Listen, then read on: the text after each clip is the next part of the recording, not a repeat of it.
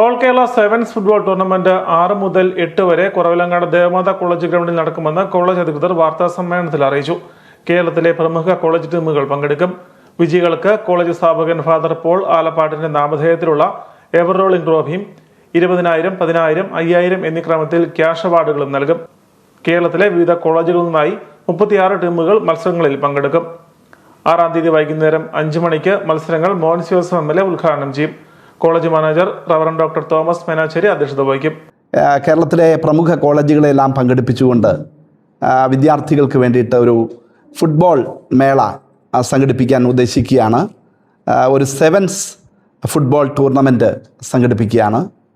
ഇത് സംഘടിപ്പിക്കുന്നത് ഈ കോളേജിൻ്റെ സ്ഥാപകനായ ബഹുമാനപ്പെട്ട പോൾ ആലപ്പാട്ട് അച്ഛൻ്റെ സ്മരണ നിലനിർത്തുന്നതിന് വേണ്ടിയിട്ട് അദ്ദേഹത്തിൻ്റെ പേരിലുള്ള എവർ റോളിംഗ് ട്രോഫിയാണ് നൽകുന്നത്.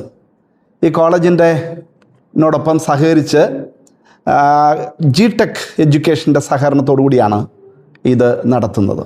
മത്സരം ഉദ്ഘാടനം ചെയ്യപ്പെടുന്നത് ജനുവരി മാസം 6-ാം തീയതി വൈകുന്നേരം 5 മണിക്ക് കടുത്തുരുത്തിയുടെ MLA ബഹുമാനായ അഡ്വക്കേറ്റ് മോൻസ് ജോസഫ് ആണ് ഉദ്ഘാടനം നിർവഹിക്കുന്നത്.